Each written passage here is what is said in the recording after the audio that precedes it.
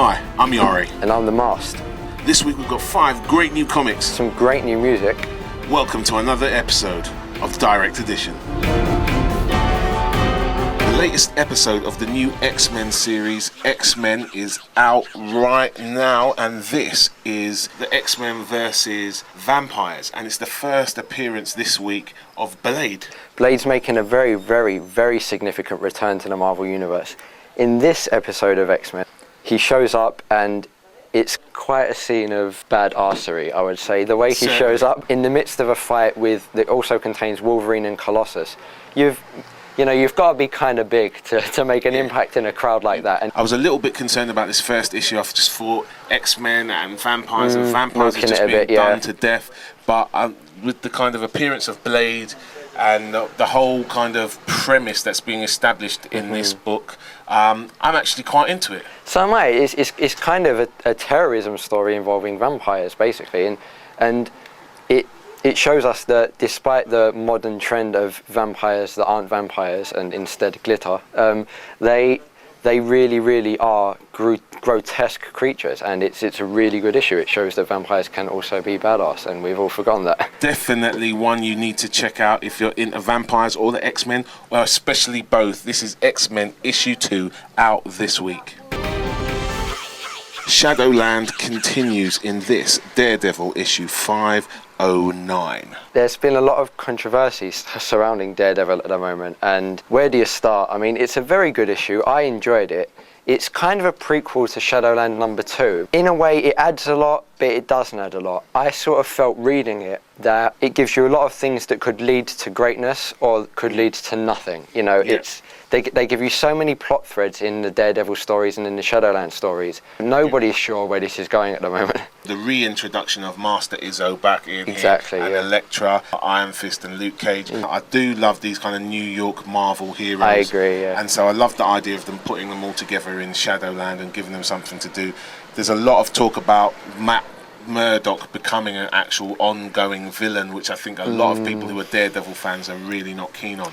This is pretty good stuff, you know, it's beautiful art. Amazing art. I mean, from the first page, when you see the spread of the Hands headquarters in Japan, your jaw hits the floor. It's amazing. Yeah, it's a great looking book, and even though we're not entirely convinced about everything that's being introduced at the moment, it is keeping us guessing, it is keeping us intrigued. A lot of the time you can't ask for much more than that. You can't really, and if all else fails, there's a scene with Luke Cage and Iron Fist in civilian clothing beating the crap out of some ninjas. Like, if you've got a complaint after that, you've something wrong with you. So if you get a chance to check it out, we really enjoyed it. This is Daredevil, The Man Without Fear, issue 509.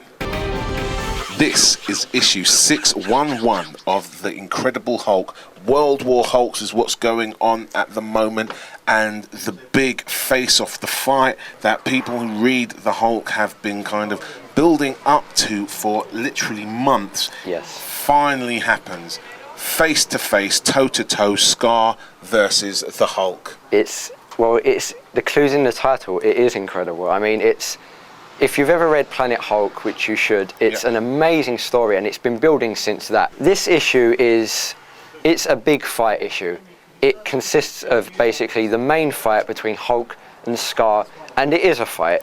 When Marvel gets down to it and they want a big fight atmosphere and they want a big punch up, you've got to have the Hulk. And what's better than to have the Hulk? You have the Hulk's son. And it's a brutal fight, and there's a lot of emotion to it as well at the end. The father versus son element to this fight does give it a little bit more of an emotional resonance than maybe a lot of the other big punch-ups that you will see. It's good, really beautifully drawn, I thought. Oh, amazingly so. Yeah, it gives the Hulk a real robustness to him, and that's something I felt was lacking in the other Hulk title, which was Jeff Loeb and Ed McGuinness's title. Is this carries with it a great piece of artwork, great emotion, great action. It all comes together to make what is a great comic. It's really, really good.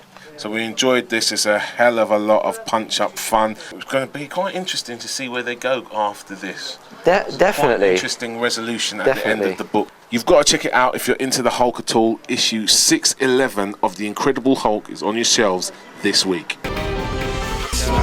For the money, running out the back door, keys on my pocket, hit me on the back phone. Hello, know where you at, gone. Hello, you gotta hit me on the back phone. Hello, I'm gone. I don't think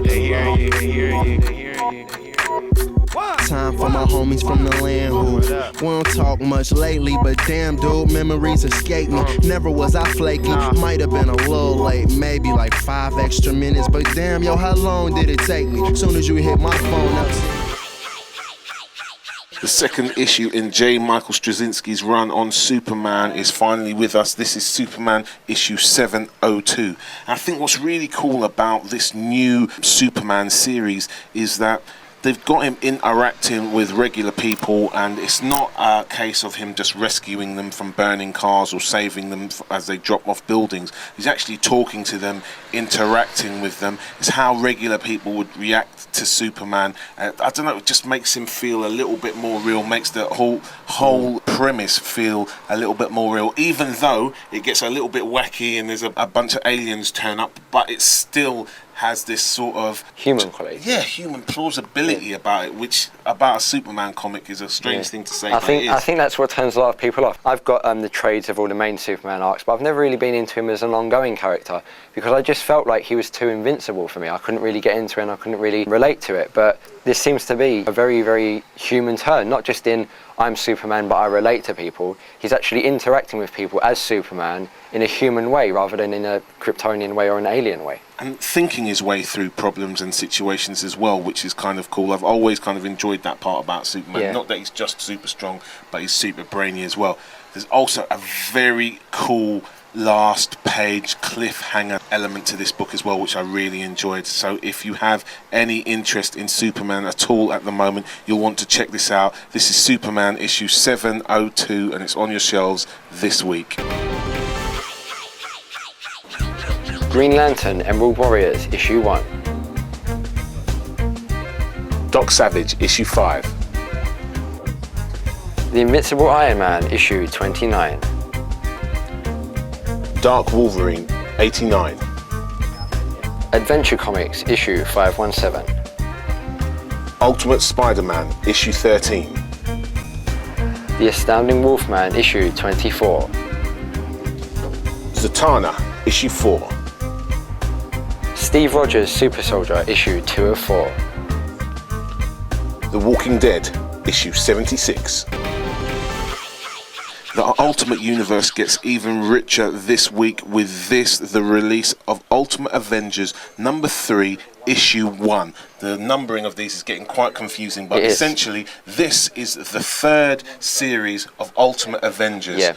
And again, Mark Miller is on the writing duties. This time Steve Dillon is taking care of the art. It's a great looking book and was a lot of fun to read. It really was. There's lots of really fun gore in it. There's lots of, again, vampires, but it doesn't taint itself. There's lots of great characters paying homage to their heroes that they favour and that they admire. Blade gets another great showing. There's lots of great dialogue in it, and you know, what can you say about Steve Dillon that hasn't been said? You know? All right, yeah, I think the one thing about this book is that Miller writes a great Blade, and in his second appearance of the week, for Blade, I just kind of think that maybe it's time that Blade got his own ongoing series. Absolutely agree. Give Blade his own series. So there you go, man. If you've enjoyed the Ultimate Avengers so far, I'm sure you'll continue to enjoy it. This is Ultimate Avengers 3, issue number 1. Out this week. Thank you so much for joining us. That's pretty much all we've got time for this week. Firstly, got to send a massive shout out to all of the people who are following us through Twitter. Your names are flying across the screen at the moment. Big up some of our Twitter followers. Yes. And also thanks to The Mast for joining me this week. Absolutely welcome, man. Before we go, our friends at Comicana want you guys to know that there is another special sale here at the store on the 15th of August. That's this coming Sunday. If you come into the store, you can find all sorts of bargains going on, including thousands of comics for as little as 25p. Plus, if you come into the store on Sunday the 15th of August and you use the special phrase Beast of Comicana, there are further discounts to be had. Alright, so that's pretty much us done for this week. We'll catch you next week. More new comics, more great new music. That'll be the next episode of Direct Edition, and we hope to see you then. Peace out. Peace.